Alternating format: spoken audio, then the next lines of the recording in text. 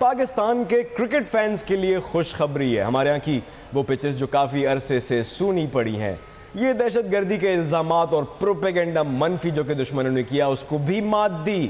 پاکستان میں امن کی راہ جس طرح سے کلیئر کی ہے, جس طرح سے فوجی آپریشنز کے نتیجے میں چپے چپے میں سیکیورٹی اور امن کی سے ایک فضا ہے.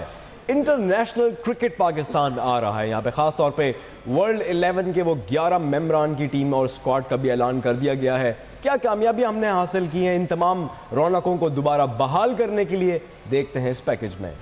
پاکستان گزشتہ 2 دہائیوں سے دہشت گردی کی لپیٹ میں ہے. پاک فوج نے اس بار ٹھان لیا ہے کہ وہ دہشت گردوں کا قلع قمع کر کے ملک دشمنوں کی تمام سازشوں کو ناکام بنا کر ہی دم لیں گے.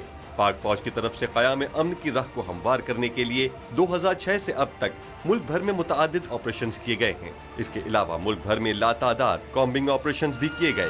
وطن کی خدمت کے جذبے سے سرشار پاک فوج کے جوانوں نے اپنے سپہ سالار اعلیٰ کی سربراہی میں مصمم ارادوں اور بھرپور کارروائیوں کے سبب نہ صرف دہشت گردوں کی کمر توڑ کر رکھ دی, بلکہ ملک دشمنوں کے ناپاک عزائم اور مذموم ارادوں کو بھی خاک میں ملا کر رکھ دیا. یہ پاک فوج کی کاوشیں ہی ہیں کہ ملک میں انٹرنیشنل کرکٹ کی راہ ہموار ہوئی ہے اور ستمبر میں ورلڈ 11 کی ٹیم پاکستان کا دورہ کر رہی ہے. پاکستانی قوم آج ملک میں قیام امن کے لیے لازوال کردار ادا کرنے پر پاک فوج کی قربانیوں کو قدر کی نگاہ سے دیکھتی ہے اور ان کی ہمت اور جذبے کو سلام.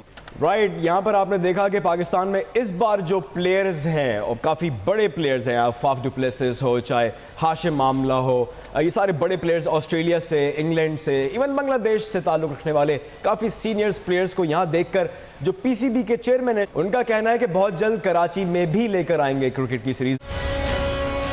3 بجے بریکنگ ٹوڈے صرف بول نیوز پر.